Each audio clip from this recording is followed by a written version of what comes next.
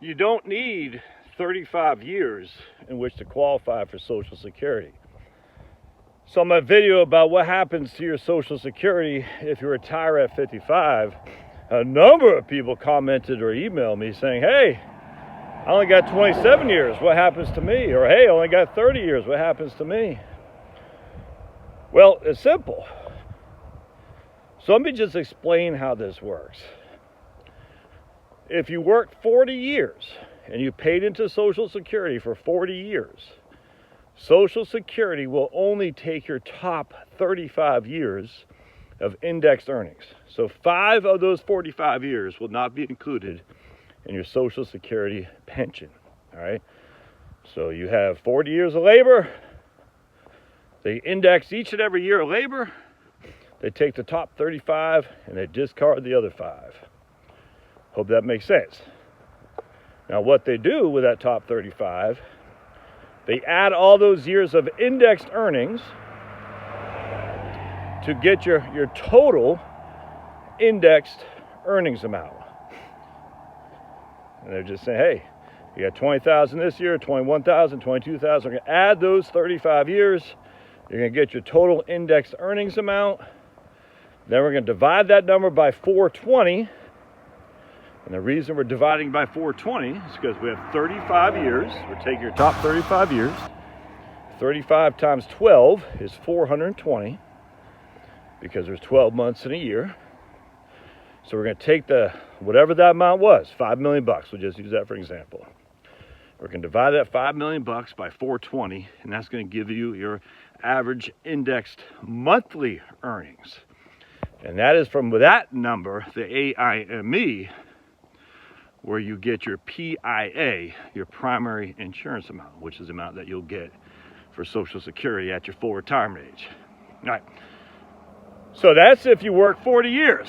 Top 35 taken, the bottom 5, bottom 2, bottom 7 discarded, depending on how many years you work.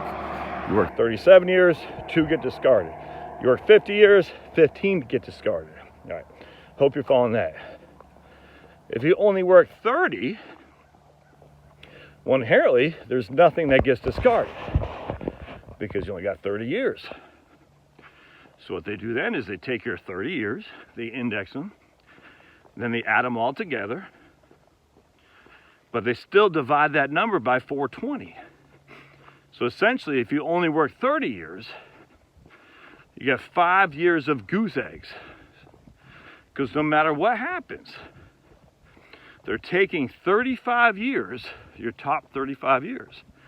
Now, if you only work 30 years, your top 30 years actually has a number in there because you worked. But your bottom 5 years have zeros because you didn't work. That is still in the formula. And so they're going to take your 30 years, add them together. We'll just say we give 4 million instead of 5 million. And then they're going to divide that by 420 because the average index monthly earnings is based on your top 35 years. Well, if you only work 30 years, your top 35 years still includes 5 years of making zero. So you got goose eggs. You made no money. It's still part of the formula. All right? So now instead of having 5 million divided by 420, now we got 4 million divided by 420 for simplicity, whatever that is. And that will give you your average index monthly earnings.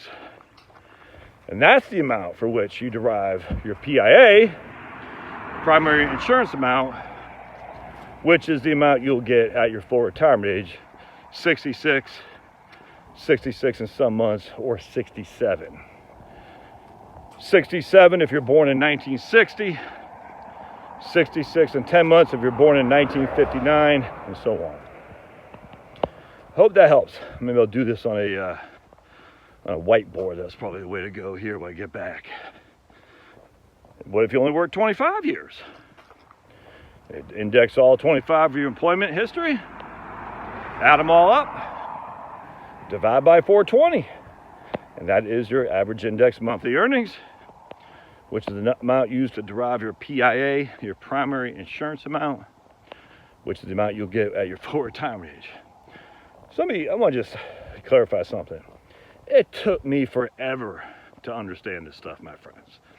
And I'm a professional. I have a CFP, a master's degree. I've been in this business since 1998. It took me forever to understand Social Security rules. Do I understand them all? No. Especially when it comes to disability. That is not my area of expertise at all. Not in the least. Do I understand Social Security benefits for retirement, spousal, and survivor benefits? Yes. More so than the vast majority of people. I guarantee more so than the vast majority of Congress people who make the rules. But don't get frustrated if you don't get it right out the gate. Now, people say all the time, why do they need to know this? They just rely on Social Security. Okay, I mean, look, you don't have to know it. If you want to rely on Social Security, that's fine. You recognize Social Security is a government entity, right? It's a bureaucracy. You recognize Social Security Administration doesn't give two hoots about you specifically. They just care about the system. You are nothing in the overall system. Doesn't mean they hate you. Doesn't mean they're trying to steal from you. It just means you specifically, Mr. and Mrs. Smith, are irrelevant. They don't care. It's not nefarious, but if you're relying on a government entity to make sure your stuff is right, well, I got some oceanfront property in Arizona to sell you, because that seems ludicrous to me, especially when Social Security is so important for the vast majority of Americans' retirement. Why would you allow a soulless entity and just assume they got it right? The examples are legion how much the bureaucracy screws up. It's not just the government, it's any bureaucracy. So take some ownership of this, for heaven's sake, especially because it can help you determine your future employment. Should you stay working? Should you go part-time? Should you quit your crappy old job and go raise chickens and sell the eggs? A self-employed entrepreneur. Take ownership of your freaking finances, man. I'm stunned how many people say, I don't need to know this. All right, whatever. But then don't turn around later on and say, hey, I wish I would have known. Social Security did do enough to educate me. Social Security is a soulless entity. They have one mission only: to maintain Social Security Administration. They don't care about Josh. Their goal is to maintain, if not grow, the bureaucracy. It's amazing to me how many people just don't take the time and energy and effort to understand their own finances. And as such, they're at the whim of the government, which is freaking frightening. Nah. All right, we'll do a whiteboard on this. We'll see you.